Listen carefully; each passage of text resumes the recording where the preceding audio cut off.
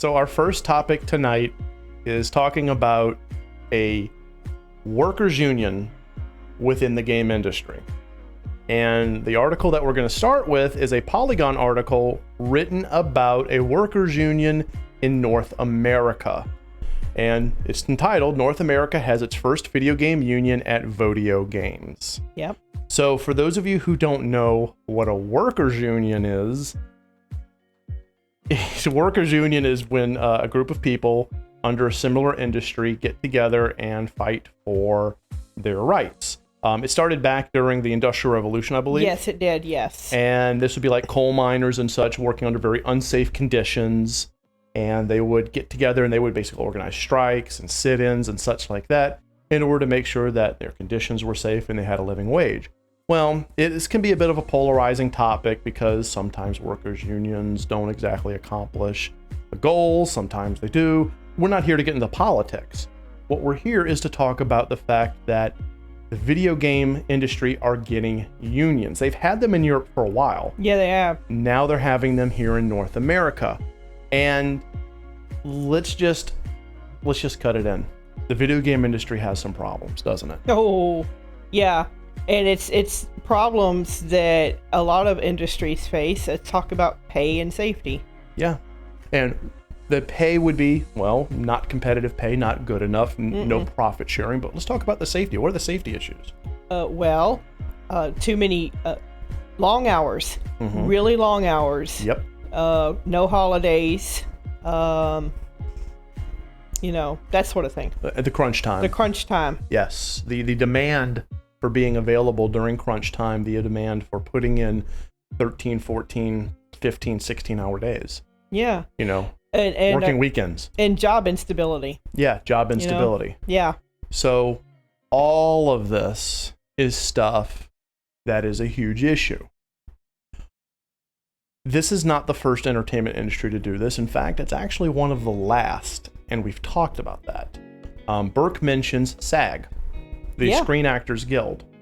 Screen Actors Guild is a workers' union for actors. That's right.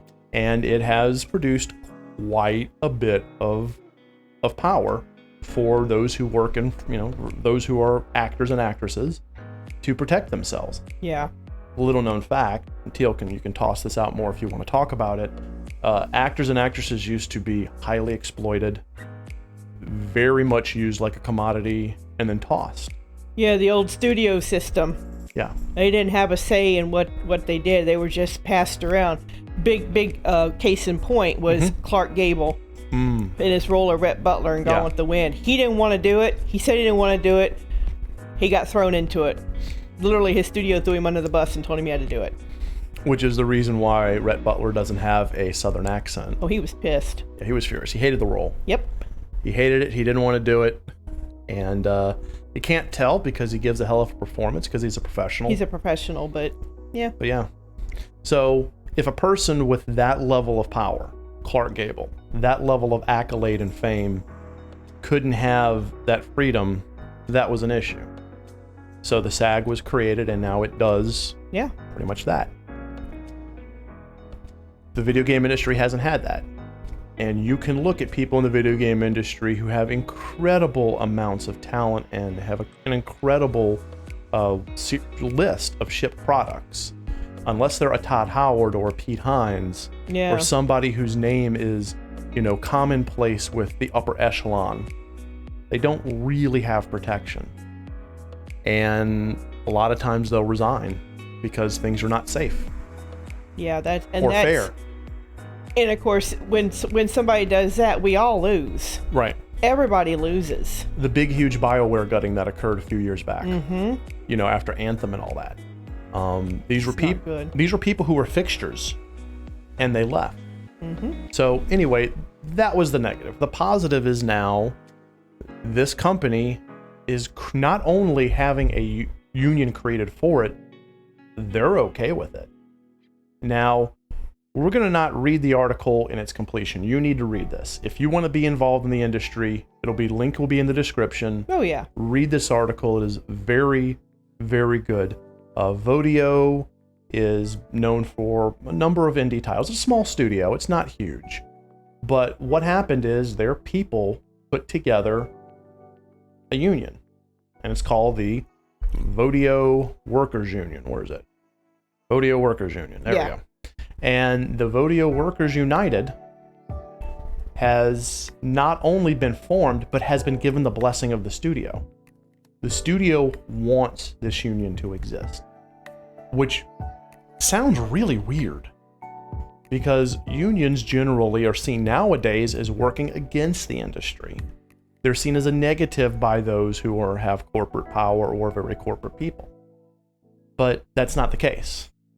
No, management that embraces a union is labor positive, and they're going to get a lot more return than management that fights and conflicts with the union. Right.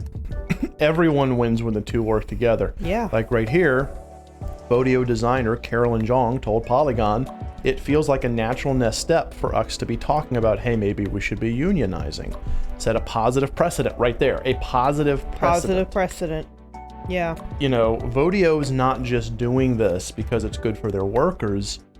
It is setting a precedent in the industry. Then automatically I'm seeing in chat people saying, yeah, let's do this. Let's do this. We all should be doing this. Everybody. Yeah. You know, and with the Vodeo management recognizing it, they've shown that not only can they be, like Teal said, workforce positive, but they can try to be a leading example for the industry. It's going to be interesting. A lot of eyes are going to be on them in the next 2 to 3 years. Yes. To see if this experiment works. Yeah. And I'm sure it will. Because Vodeo is on board with this. Right. They voluntarily said, yeah, we're doing this. Exactly. Right here it says, video game director Chris Floyd said Vodeo workers were focused on creating fair conditions at a studio where they love to work, but also to be an example to workers at other companies interested in unionizing. And that's the thing. Yeah. From the highest level down to the basic worker, this company is attempting to improve itself, which is the first function, the primary function of the union, but second, to inspire other workers. Because if companies like Vodeo do really well with a union and other smaller studios follow suit, then why not a larger one?